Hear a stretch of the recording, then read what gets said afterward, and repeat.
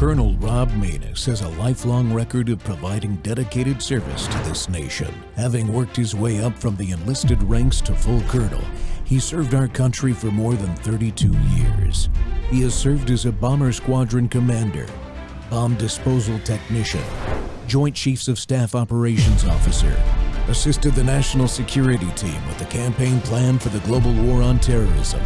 He authored the first theater nuclear war plan and served as the vice commander of America's largest airborne intelligence wing.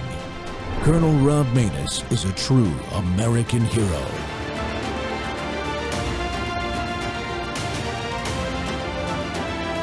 This is Rob Maness Live. Right now, Christians in Syria are facing their biggest crisis in years. Armed groups are surging through Syria, capturing 237 cities in just 6 days. In a shocking turn, President Assad has fled to Russia, ending his family's 60-year rule. But another dangerous group, the Syrian National Army, is targeting religious minorities as they flee.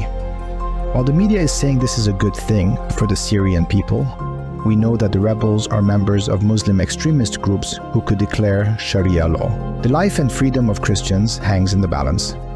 Here's how to pray. First, pray for protection. Thousands are trapped with no safe way out. Second, for church leaders staying behind to serve their communities. Third, for families separated while trying to reach safety. Our persecuted family needs your prayers now more than ever.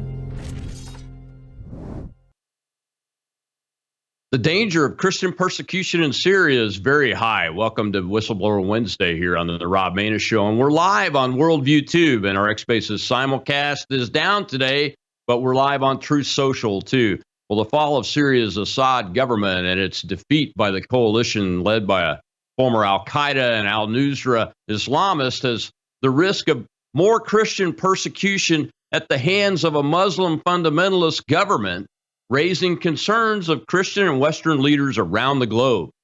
The complexity surrounding just who all the actors in the rebel factions, the various religious sects and ethnic groups are, makes the situation difficult to understand by the casual observer.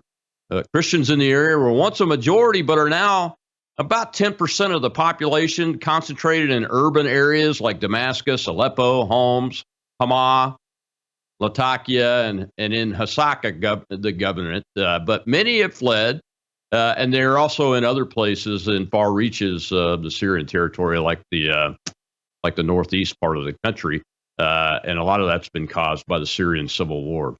Well, finding allies can be very difficult in the Middle East, and the situation with the change in the government makes it even more so. And to help us understand what's happening today, is my guest is Juliana Taimoorazy, the founder of the Iraqi Christian Relief Council, organized to shine a light on the plight of Christians in her ancestral homeland and raise funds to deliver food, shelter, and medicine to Iraq. Her own unique story as a refugee has made her a strong leader and an unshakable voice for Christians and other minorities in the Middle East today. Taimoorazy has advised many U.S.-based organizations and institutions on the issues and has been consulted on developing policy, and as a leading international advocate, became a 2-time Nobel Peace Prize nominee for advancing awareness of persecution of Christians and other minorities in the Middle East. She's also currently a PhD student at the University of Texas at Dallas. Juliana, welcome to the Rob Maness Show. Thanks for coming on. Colonel, thank you so much for having me on. It's an honor. Yeah, I really appreciate it. Well, I guess let's start with your background and just to tell the audience where you came from and how you got into this nonprofit business of helping Christians and minorities in the Middle East like you do. Certainly. I'm ethnically an Assyrian, and a lot of people don't know that there are still Assyrians who are alive today since the fall of ancient Nineveh in 612 before Christ. But we are about 2.5 million or so across the world. I left Iran. I was smuggled out of Iran in 1989, and I was smuggled into Switzerland and into Germany. We came to the United States as legal refugees in 1990. Thanks be to God, I pursued my education here, received my master's degree, and the American dream came true for me. And as we are commanded as Christians, we have to give back to those who are vulnerable. We have to give back to our community where we live. So in 2003, with the invasion of Iraq, the 1.5 million Assyrians who lived in Iraq, also known as Chaldean and Syriac, became completely devastated, Colonel. And in 2006, I saw 2 bombings simultaneously in Baghdad on Fox News. It was just a report of maybe 30, 40 seconds, but I saw my people running with their children drenched in blood, and it was gone. Nobody else really covered it as much anymore. And after meeting with the late Cardinal Francis George, they advised me, the Archdiocese of Chicago, where I used to live, they advised me to start this ministry to help Americans understand who the Assyrians of Iraq and really global Assyrians are, and bring them aid as much as possible and help in advocacy. So it's been almost 18 years that we've been doing this work, and thanks be to God, a ministry of ours, which is small, but we do great things through God and through really the support of the American people. Yeah, tell folks about the organization. It's called the IRCR? ICRC, Iraqi Christian Relief Council.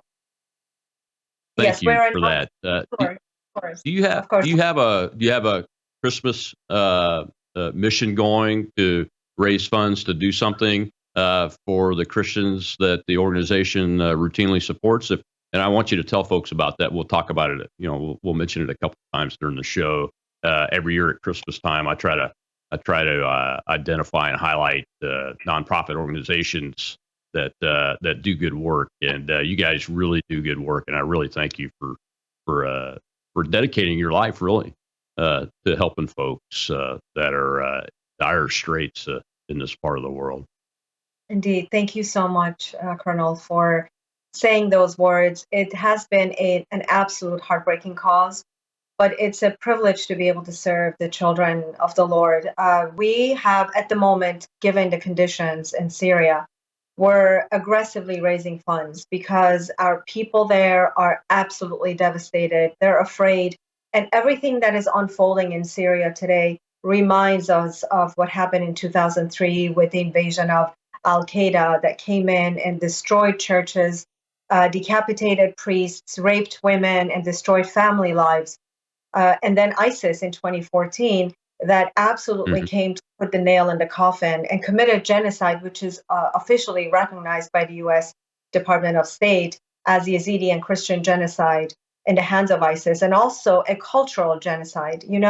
I must tell you, Colonel, my own family members, we lost 11 members of my own family during the World War I, the Ottoman genocide of the Armenians, Assyrians, and Greeks.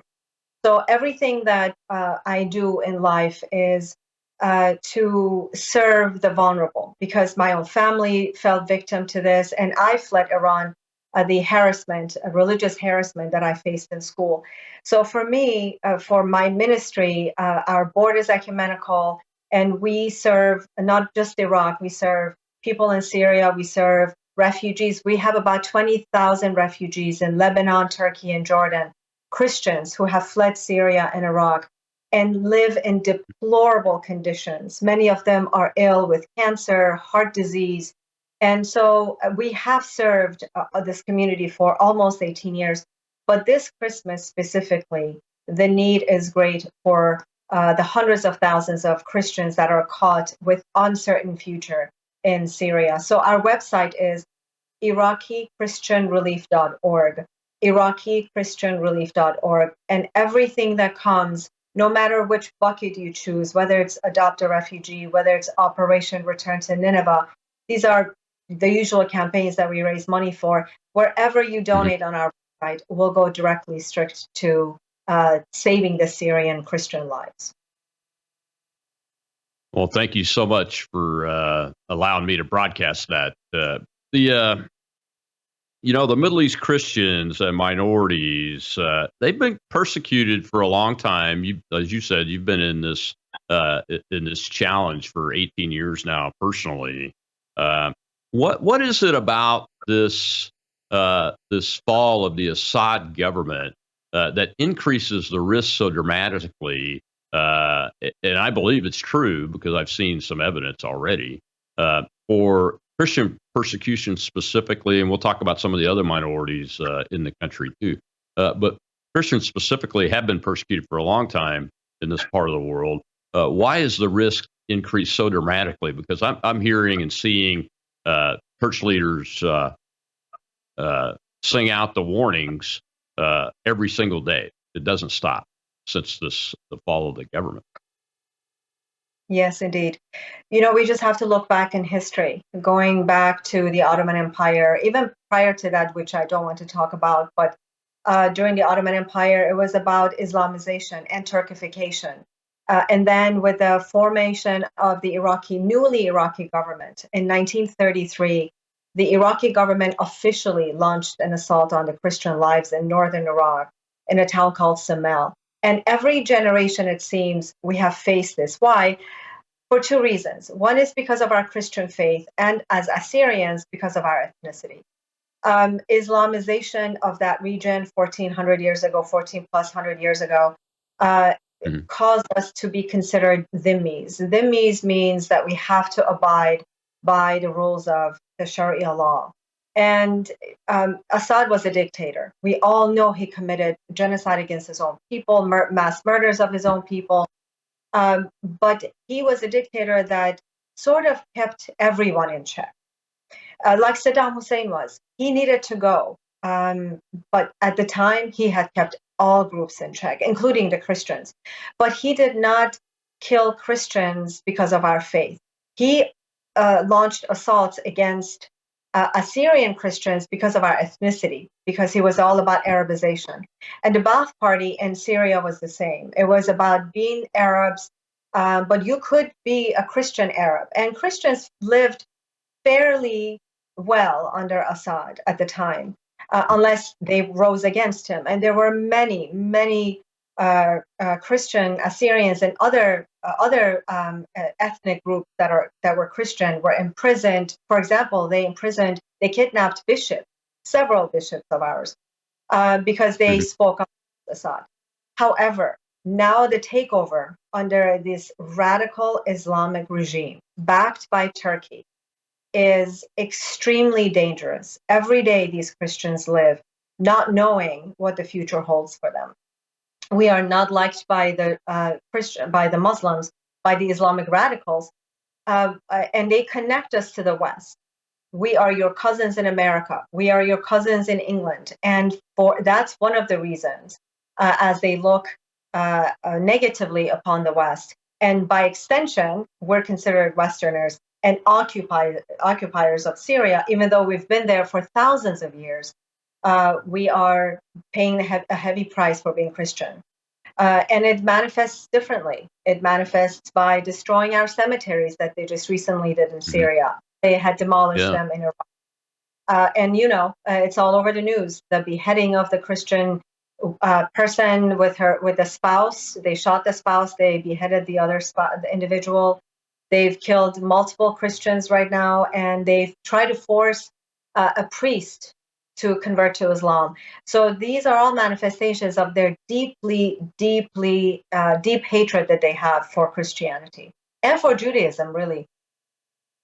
Yeah, it's very distressing to watch this, and we'll show a clip later on in the show, one that you sent me this morning of a church that's been vandalized twice now in the last few days since the government fell.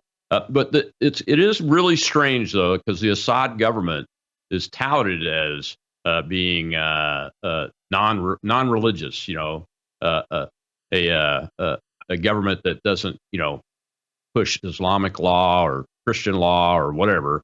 But it was a tyrant, and killed a lot of people, his own people. So we'll come back after this break here, and we'll see a little clip. Because I want to talk more about Turkey and its involvement in this, and why this is so dangerous. And I want to get down to, and have you identify who are the oppressors now that Assad is gone, and who are the oppressed, where they're located inside of Syria. And we'll dive into that right after this commercial break here on the Rob Maness Show. And we're live on Worldview 2. We'll be right back.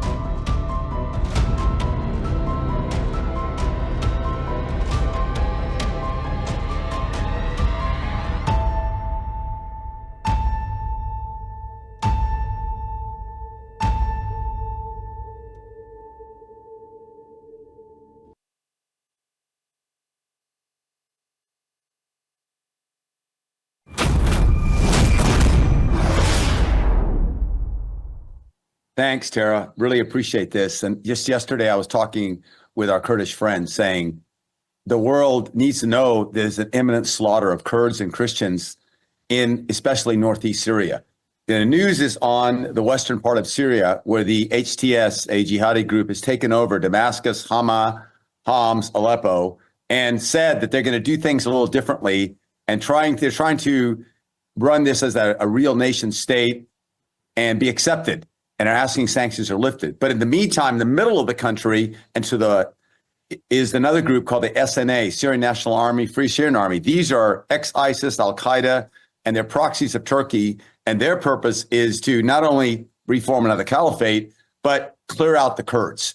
And they attack and took Manbij, where we have a team member, and where we've worked extensively building schools and doing humanitarian relief. They've taken it. They've slaughtered people. We have pictures of this. One of my friends, a man named Eskandar, was just killed. We don't even know what happened to his family yet.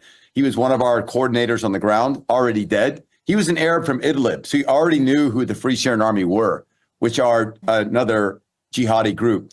And that's now, they're threatening the central part of the country, and they're all the way up to the Euphrates River. From the Euphrates River back to the east, to the Iraqi border, to the Tigris River, is an area called Rojava, northeast Syria. And that's administered by the Syrian Democratic Forces. These are Americans' allies. They're the most effective fighters against ISIS. And the U.S. has been supporting them for many years now. And that's the reason ISIS lost, was that part of the country liberated first from ISIS. So who are the SDF? Syrian Democratic Forces are led primarily by the Kurds.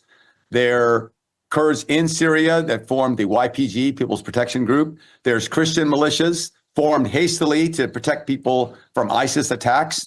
The Khabur River Valley in northeast Syria was one of the most ancient Christian areas that ISIS wiped out. And then there's Arabs that did not want to be under ISIS. And there's other minorities like the Yazidis. Well, the SDF formed together, made a coalition, and with U.S. support, drove ISIS out. We were at...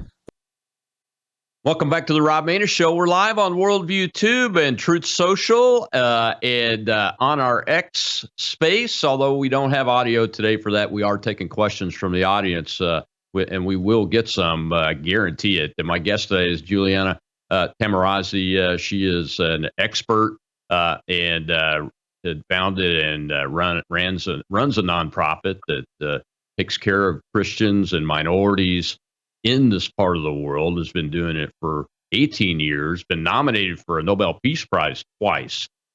Juliana, one of the big questions I think the average American has is who are the main players? We just heard Dave Eubanks, there's a former Special Forces officer who's does a lot of work with his organization in this area too, talking about some of them. But who are the main players now that Assad's government has fallen, and it appears the military has evaporated. The Syrian armed forces has, for the most part, but not being on the ground there, it's difficult to confirm that. But who are the main players that are the oppressors? Dave mentioned this HTS organization, but there are many players that are potential oppressors of Christians and minorities in this situation, aren't there? Absolutely. Syria from the beginning, since the Arab Spring, Syria fell into chaos. And at every corner, there was a warlord. So it's much more complex explaining how many real factions, terrorist factions there are. It was a little bit more clear-cut in Iraq. But we can say that HTS, and then there are multiple groups like FSA, Free Syrian Army, and many others that are opportunists, that are rising to the occasion, that are abusing this occasion to loot, to conquer, and to abuse and murder, really. Because unfortunately, Islam is about conquest, and they're using the opportunity in this chaos. So what is happening is with HTS and Al-Jolani, who's the founder of this, they have been supported since 2020 in an official matter by Turkey. So in this gentleman that you had just played, he spoke of Northeast Syria. And when, I must say to my American friends, when we hear the terms Euphrates and Tigris, it brings the Bible to life. These Christian communities did not convert to Christianity 100, 200 years ago. They became Christians through St. Thomas the Apostle, through St. Paul himself. So the church goes back to almost 2,000 years ago, right? So and they have paid a heavy price. We have paid a heavy price for our faith. And speaking of Tigris and Euphrates, in Northeast Syria, this gentleman mentioned SDF. The SDF that is comprised of the Kurds and Christians as well. They are the ones who fought with the assistance of the U.S. They fought against ISIS. They are currently protecting two camps. One is called Roj, the other is called Al-Hol. These are the two camps that house almost 50,000 ISIS members and families. Can you imagine if SDF is defeated and these camps are broken apart, and these people are the most horrific criminals? These ISIS members are the ones that committed horrific crimes. And who is backing this? Our NATO ally, Turkey, is behind all of this. For example, they had, before even all of this, HTS had adopted the Turkish lira. They were trading with Turkish lira.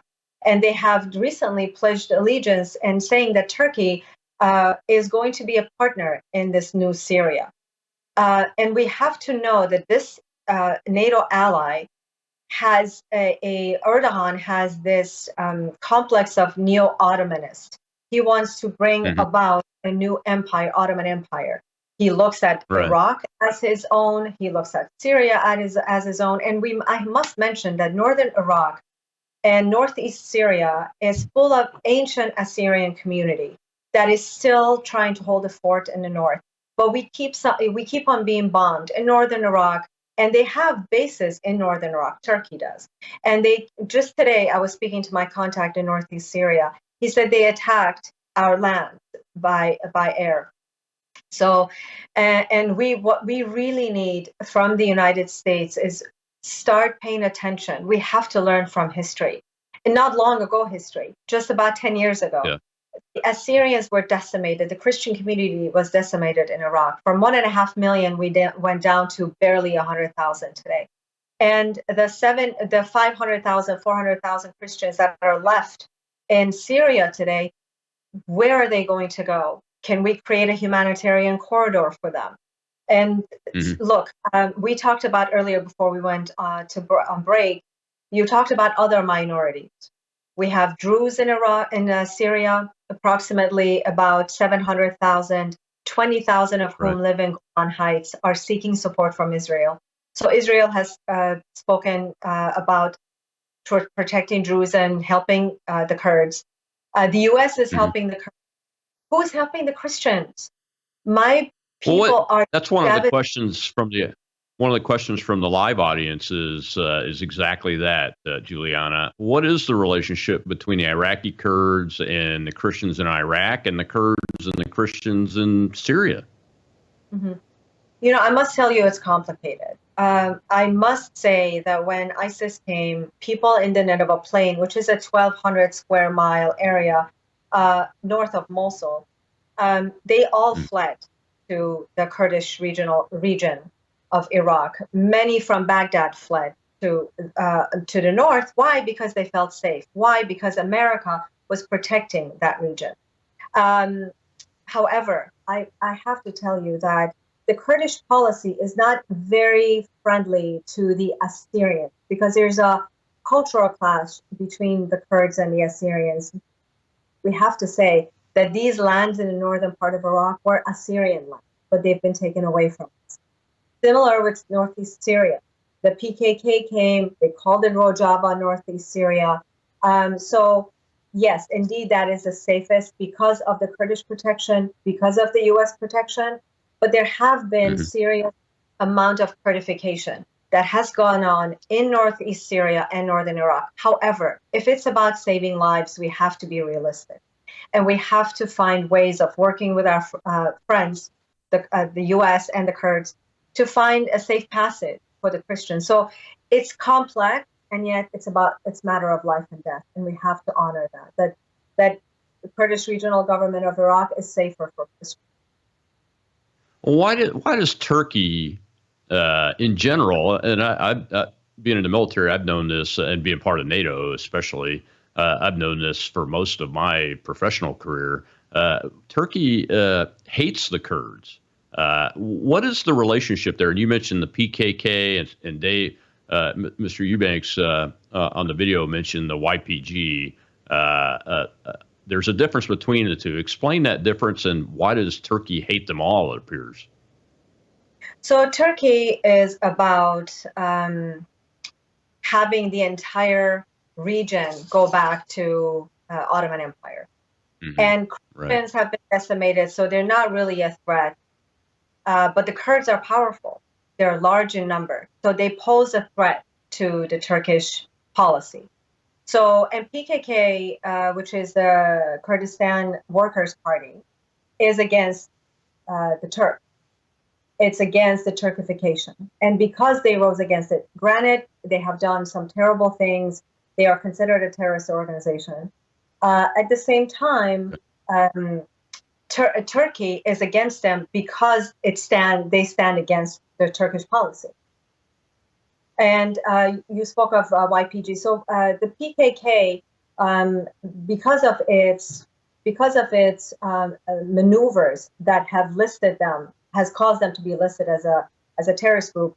YPG is trying to protect that entire area, and they try to distance themselves from the PKK, and that's why. So now, in northeast Syria, there's a divide between the Kurds that are their allegiance is to the PKK, and they used to have an allegiance to the SDF, Syrian Democratic Forces, and now there's a rift there as well. So Turkey is playing a really serious game, and now there's a divide there. They're fighting each other, and Turkey is attacking. So it's a terrible situation. You won't find Christians that are part of the PKK per se, but you will find Christians that are assisting SDF in protecting northeast Syria.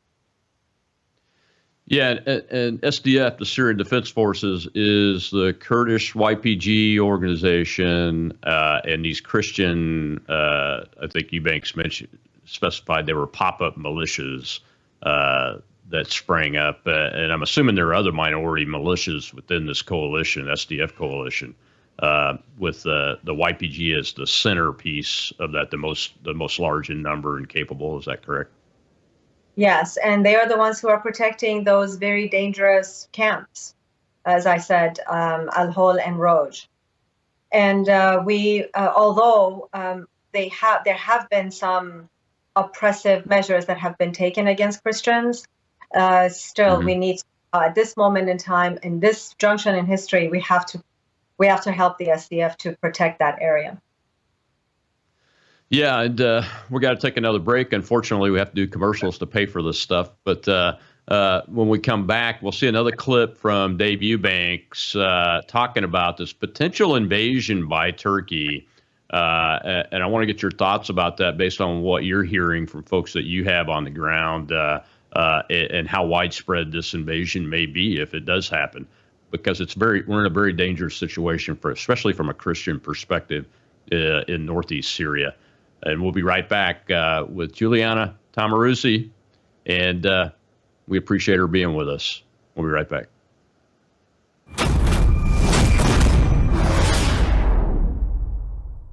Hello, I'm Brandon House. Is the government tracking you? Do they have access to all your data? Well, if you go to worldviewtalk.com, you'll find out about a cell phone company that, does not store your data. They don't do that. This is what they're known for. They don't store your data. You have privacy. You're not being tracked.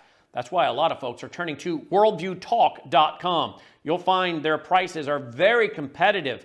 All the details are there at worldviewtalk.com. Again, worldviewtalk.com. Oh, while you're there, not only do they have cell phones that aren't tracking you, you can find out about how to get a satellite phone. Should the whole system go down and you want to communicate with a family member or a loved one, you might want to have a satellite phone. Or how about their solar generators? They have great solar generators.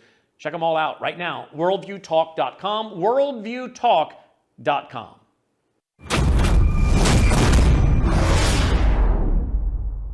Because of their hatred of Kurds, and I think, to be fair, there is a group called the PKK, and that is a group of Kurds operating in Turkey, but also in other areas that want more rights and more freedom for Kurds everywhere.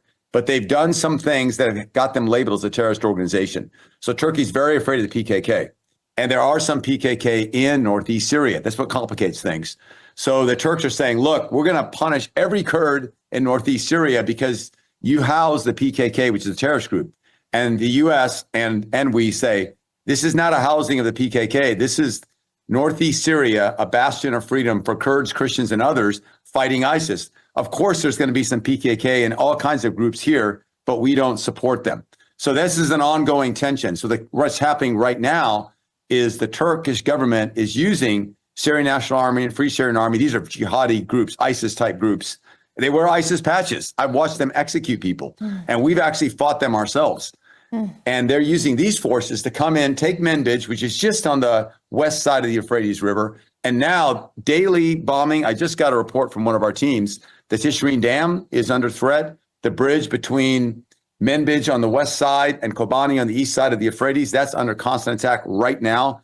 And Turkish warplanes, drones, as well as Free Syrian Army artillery and armor is attacking Kobani, which is kind of the heart of the Kurds in northeast Syria. In fact, Kobani was mostly taken over by ISIS, but the Kurds held, and the U.S. intervened and others and saved Kobani. Kobani is their Alamo. At the same time, it's their Washington, D.C. At the same time, it's their founding colony in Massachusetts. It's everything to them. And so it's very much under threat. Now, the good news, I have to say, is the U.S. is pushing for a ceasefire and for the Turks not to invade again like they did in 2019. But right now we have over 200,000 people who fled into these areas of northeast Syria because it's the only free place left in Syria that's really free. And there's more trying to flee.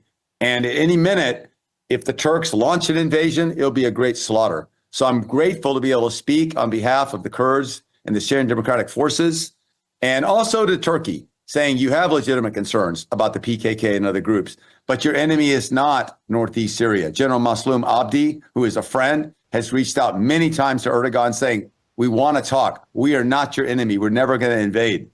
So my prayer is that there is some way to talk and the invasion stops.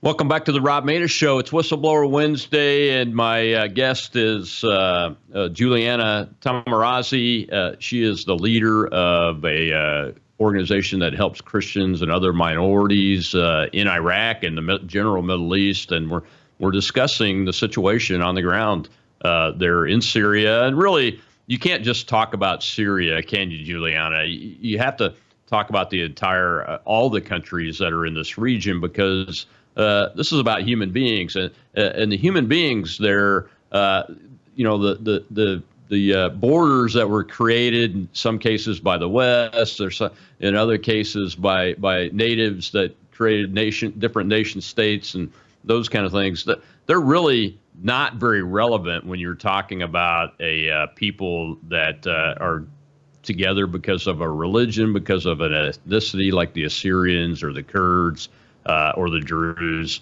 So you really have to take into consideration everything that's happening, even that outside of the official international borders of the country of Syria. And Mr. Eubanks there gave a pretty good explanation of what we were talking about in the last break. But if 200,000 plus people have fled, and I'm assuming they've fled from the western and central and southern part of the country, and I would bet that they're large part of them are Christians, and the rest are other minorities. If they're there and the Turks invade, they have the largest army in NATO and the largest army in the region. That could be a bloodbath disaster. Absolutely. They will unify with forces on the ground, with the terrorist savages on the ground. And the first people that will be killed are the minorities, including the Druze and the Christians.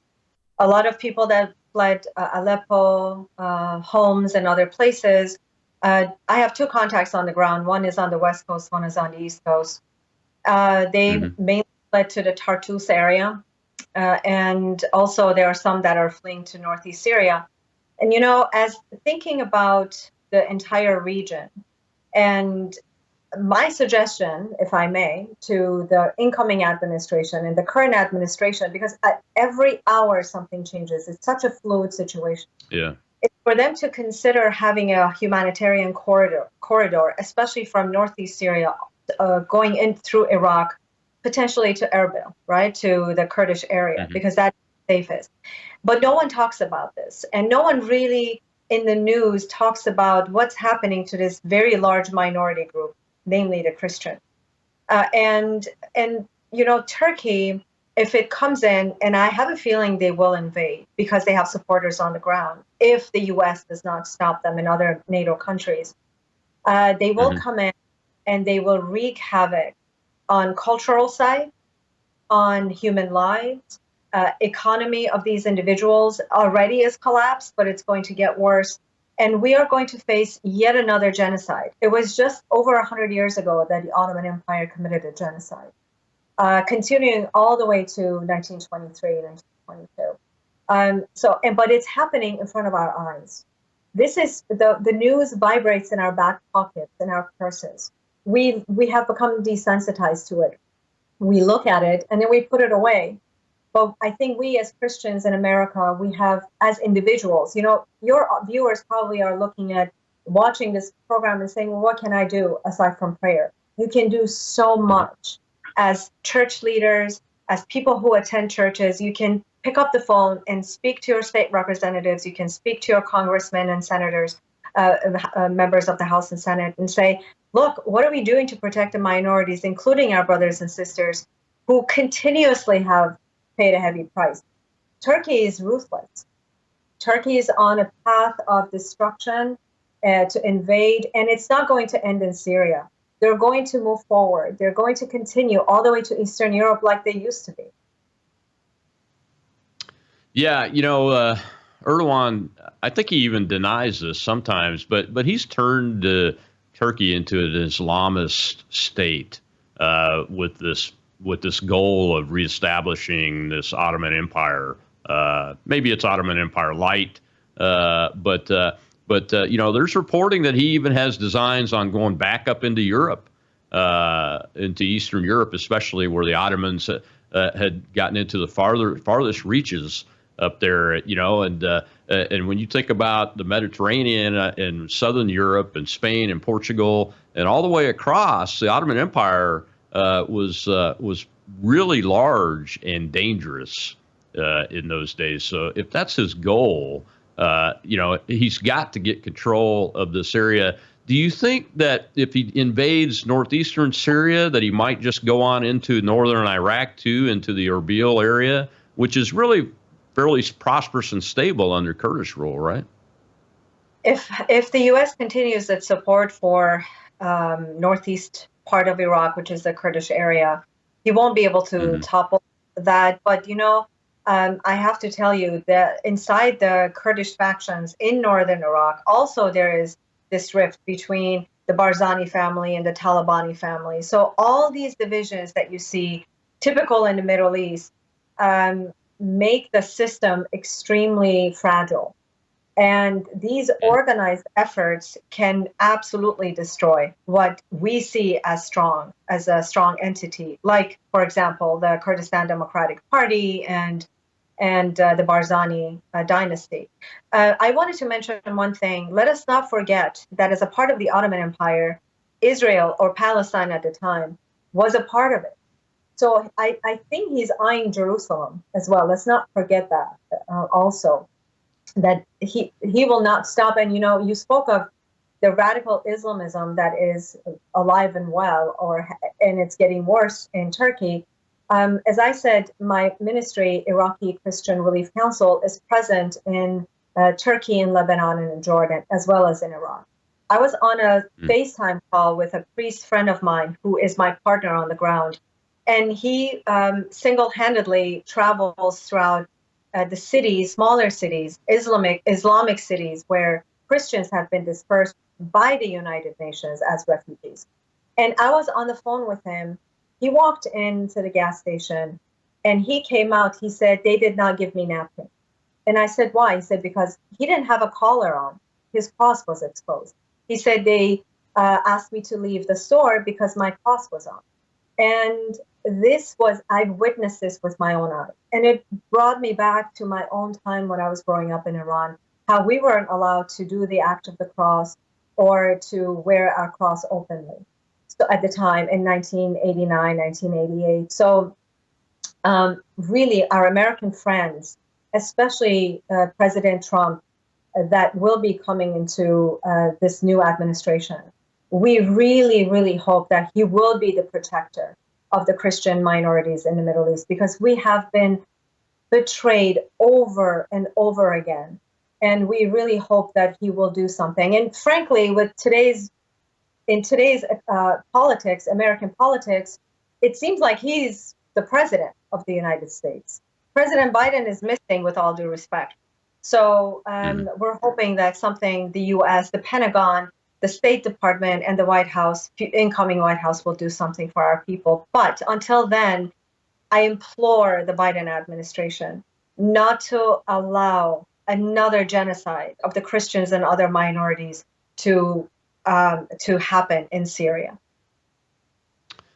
Yeah, because it's not just northeastern Syria, is it? You mentioned that one of your contacts was in the West. And I've been seeing reports that Turkey, they already control a large swath of land inside the borders of Syria where they've been protecting the HTS and training them and those kind of things. But I'm hearing that there's a strong possibility that the Turkish army is going to move further in, even in the northern and northwestern part of the country. Are you hearing that too? Indeed, absolutely.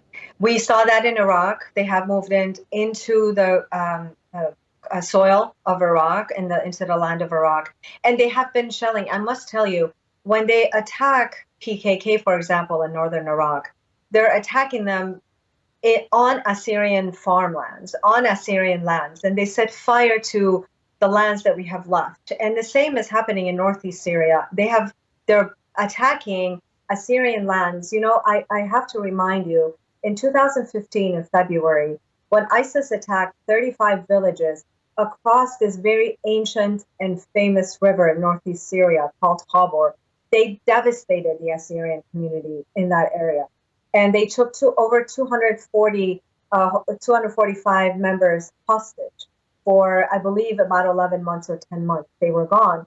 And so now that community was devastated in 2015, 10 years ago. And now he's attacking us again. And I have to tell you, it's nothing new.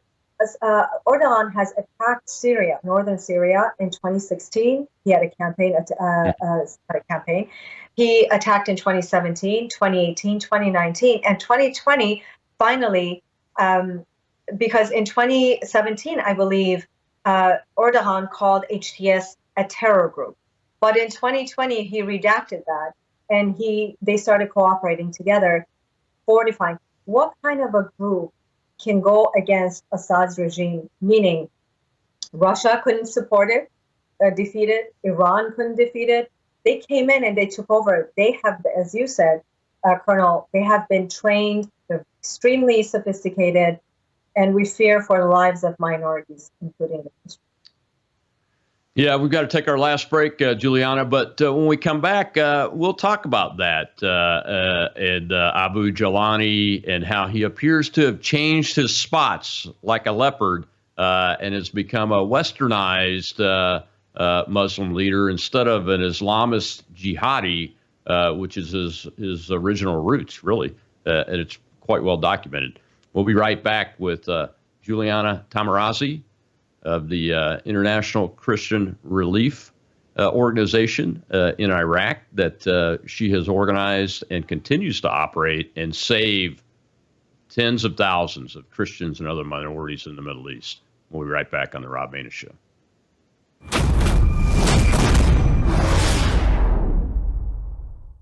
Hello, I'm Brandon House. Would you like to gain access to over 20 years of my radio shows, TV shows, my books? I've written 15 books, and most of those books are ebooks now.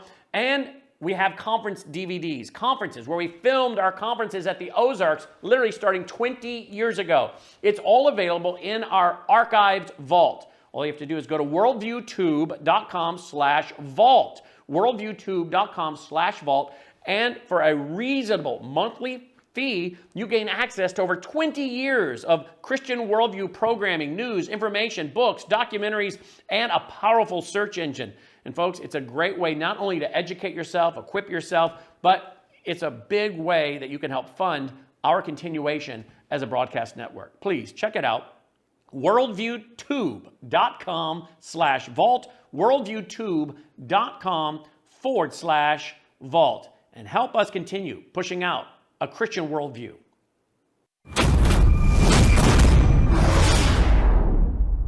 Are you at all hopeful about what lies ahead with the Assad regime now history, or is it still a very dangerous place?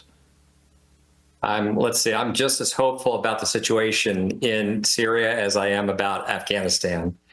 So, Jody, the guys that took over, this is Al-Qaeda and ISIS combined. That's who these guys are. They're radical Islamists. They rebranded, and they're very politically savvy. They came out and they said, boy, we're going to be good boys and girls, and we're all about, being modern and tolerant. I don't believe it for a second. The leopard doesn't change its spots. These guys are radical Islamists. They are interested in only one thing. Welcome back to the Rob Maness Show. Here we're live on Whistleblower Wednesday, and we're talking about the very high risk of further Christian persecution in Syria and all around the Middle East due to the fall of the Assad government. And not necessarily the fall of the government, but who is now in control. It's a guy named Al-Jolani. He started out with al-Nusra, which is an al-Qaeda thing, and he was in al-Qaeda in Iraq. He's been attacked by the United States of America before, leading al-Qaeda in Iraq, AQIQ forces. And now he's westernized, shows up without the turban, with a trimmed beard. His army has been professionally trained. You can see it. When you see and hear them speak and operate in the video that we've seen of the actual HTS forces. Now, some of the videos, especially one I'm going to show you, we are not sure if those are HTS forces or other outlying forces of the coalition, because there's a lot of radicals that make up not the Syrian Defense Force, but this part of the rebels under the banner of the HTS. And my guest today is Juliana Taimoorazy, the founder of the Iraqi Christian Relief Council, which has been in operation for over 18 years. She's been nominated for a Nobel Peace Prize twice because of her work helping Christians and minorities that have been persecuted in the Middle East. And as the name of the organization says, does a lot of work in Iraq, but also is doing a lot of work. You mentioned Juliana, having 20,000 Christians from all around this area that are in refugee locations, and you guys are raising money for your Christmas efforts to get supplies and more help to them. But I think the gentleman in the clip is right. A leopard can't change its spots. And I think that's why my antenna is up. I'm watching this very closely. Yes, Colonel. And, thank you for your service. I must say to our country, thank you very much for everything that you've done for our country. Jeff King, the gentleman that you just showed, he's absolutely right.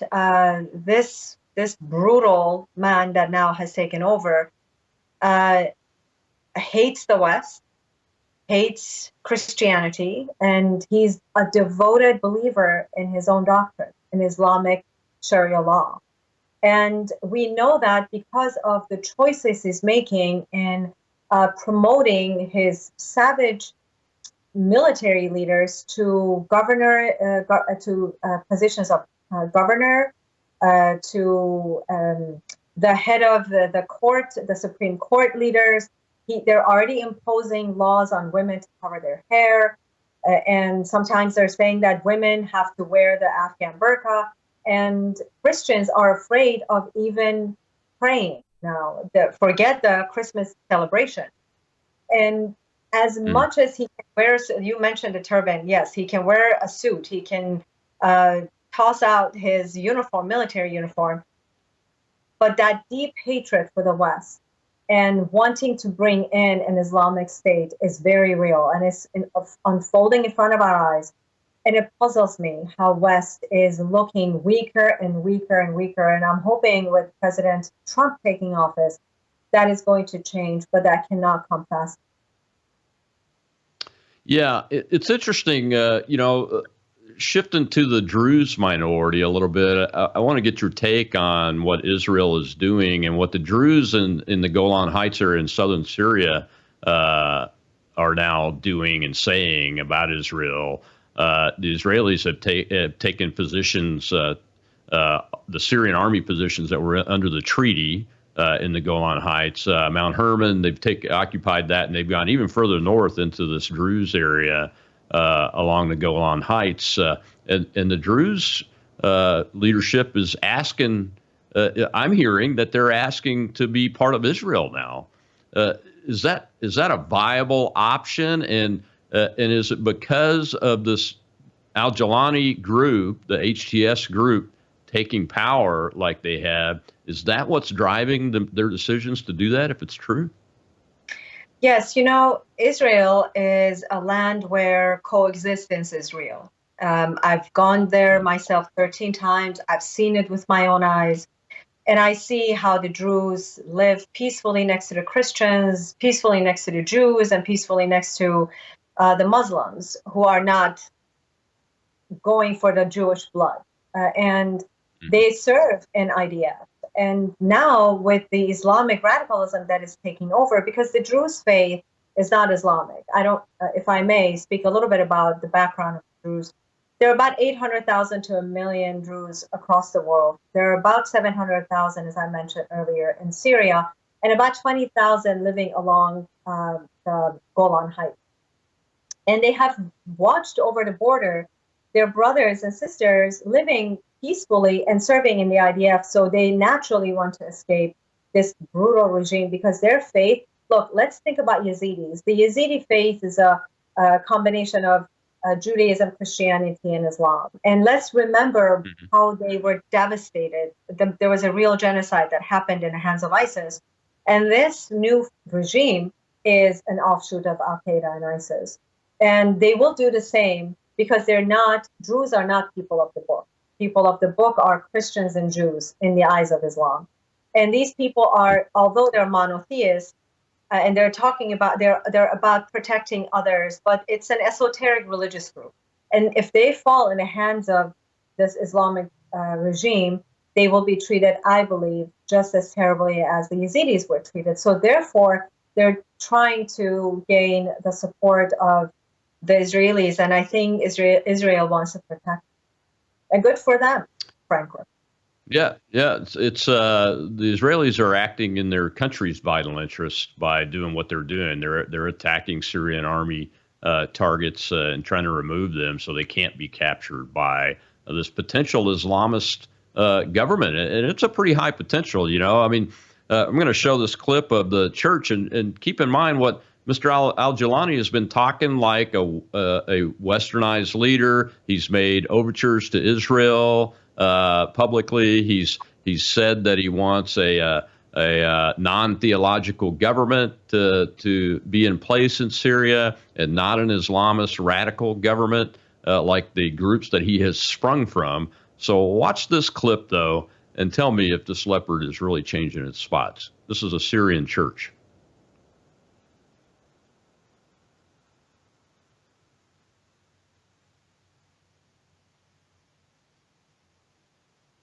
And it's my understanding this church has been vandalized twice now. And this video is very recent.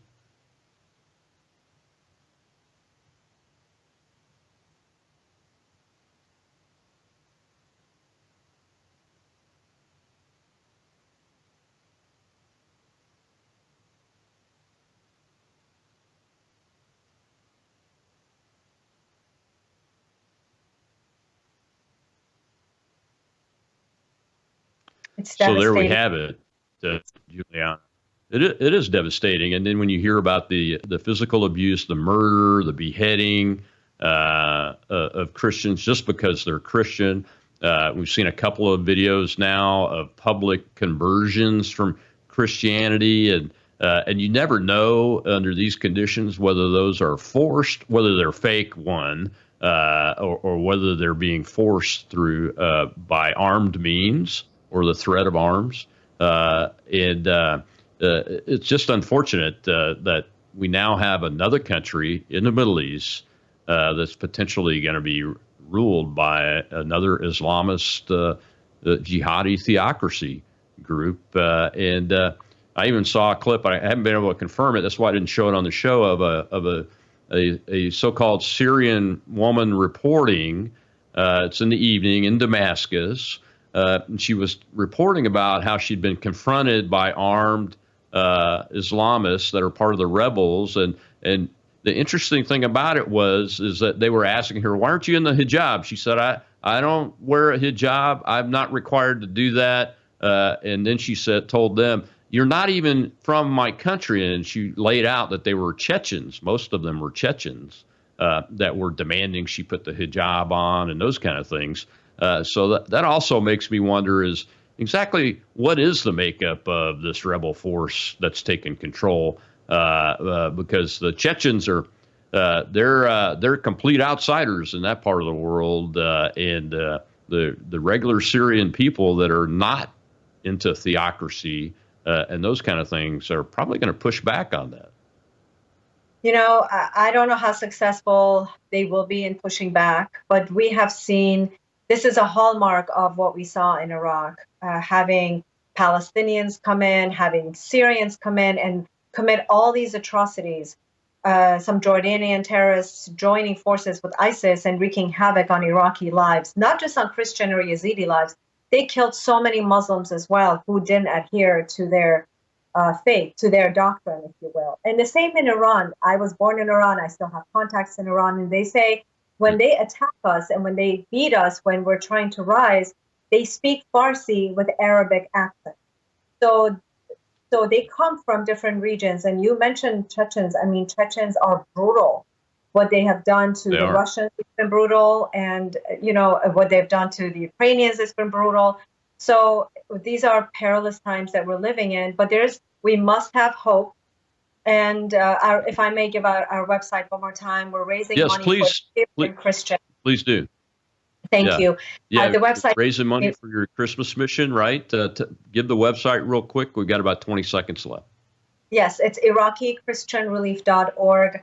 IraqiChristianRelief.org. We have to stand with our prayers with our phone calls to Washington, and also with our financial sacrifices with our brothers and sisters. They need us now more than ever. And thank you for having me, Colonel. Thank you so much. Well, thank you for coming on, Juliana. I hope to have you back again soon. I hope it's for better news, because we can always hope. It is Christmas time. Merry Christmas to you all and everything. And thank you for everything you do. We'll see you tomorrow on the Rob Maness Show. It's Truth Thursday, and I'm sure it'll be a great show.